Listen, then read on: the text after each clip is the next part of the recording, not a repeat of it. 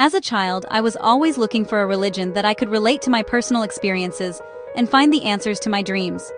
I was 9 years old and wanted to become a nun, but their way of living and their way of praying was very mind-controlling and manipulating to me. It didn't freely come from the heart.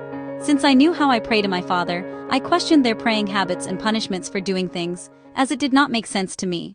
At that age, I was also invited to go to an evangelist group where they were screaming and saying that they spoke in tongues. I did not feel the spirit there, to be honest. In fact, I was concerned about the way they had even simple communication with their father. When I was 12 years old, the missionaries from the Church of Jesus Christ of Latter-day Saints stopped by my house and started talking to my mom. They started visiting and teaching about the gospel to my family.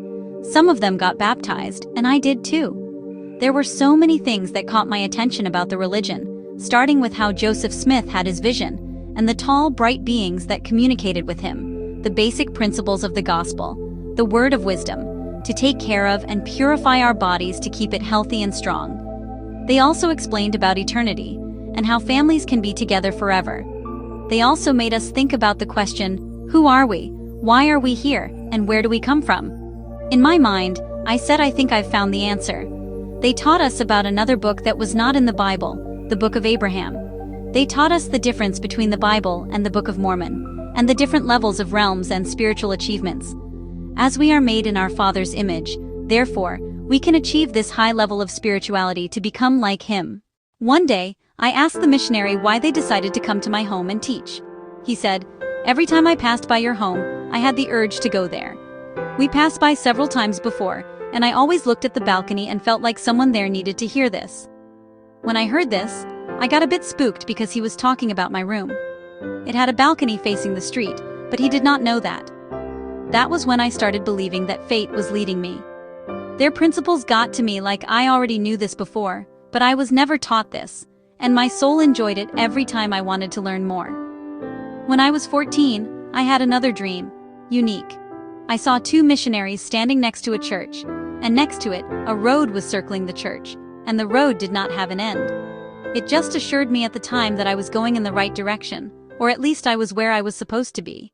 I learned a lot from the church. I followed and read the books, not just the Bible, but the Book of Mormon, the Book of Abraham, Doctrine and Covenants, even though this last one was not my favorite, as this was mainly for things that happened after the church was created. I was most interested in the Book of Mormon and its histories. It always grabbed my attention that the people in the Americas also had their own story, just like the people in the ancient Bible had their own story. Either way, my thoughts were always about how we all end up here, and why people around the world have different stories, but they all teach love and respect. However, many go beyond what is written to the point of misunderstanding and taking things out of context. During my teenage years, my dreams never stopped. Every night I would pray to the Heavenly Father to protect me during my sleep. One night I woke up and saw many different creatures, all were standing surrounding my bed. No, these were not animals that we know. These were beings that had different forms, creatures that I had never seen before, standing around my bed, all staring at me. I felt like I was under observation. I was scared. I did not know what their intention was. They didn't do anything to me, but I did not understand who, or what, or why they were there. The only thing I knew to stop this was praying. So I started praying to my Father to protect me, and then they disappeared. When I woke up, I was in the same position I saw myself in my dreams. I remember this clearly. Some dreams came back over and over. It would not matter how much I would pray. Sometimes it was like I remembered things that had happened before on different planets, different times, and sometimes at the same time, but in spirit. In one of my dreams, I was hiding from a giant that was going after me.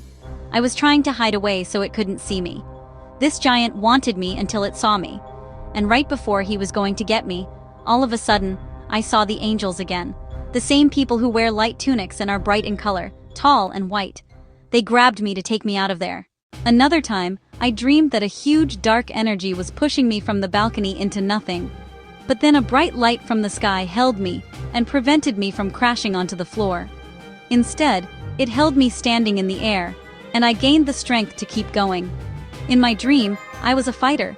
I was fighting the dark entity that wanted my family, and I would shoot light from my hands. I was fighting a demon. How do I know? Because he told me who he was. I won that night. No, I did not kill him, but I hurt him, and he ran away. I knew he wasn't going to quit, and he tried for years over and over during my 20s. All those dreams were clear as if I'd lived them before. They gave me the perception that I was always fighting against darkness, but in a different world. Why do I say this? Because in one of my dreams, I saw myself out of space. I looked out the window, and I saw the planets moving. The sky was not just clouds, it was dark blue, and lots of UFOs or floating artifacts. Most kids will dream about happy things, I hope so. But my dreams were something out of the normal, thing that you would not see on this earth. Now keep in mind that when I had these dreams, I have only read the Book of Mormon and part of the Bible, which do not have anything in any minor correlation to my dreams. Only the white and bright tall long hair beings.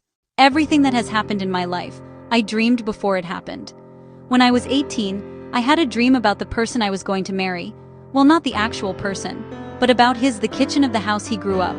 I saw the wood cabinets around the kitchen, and honestly, I had never seen them before. But when I visit his parents' home, there it was. The same kitchen I'd seen in my dreams. It was like I have seen this before. I was mesmerized that I was told about this or given a hint of what was going to happen, but I never mentioned it to anyone.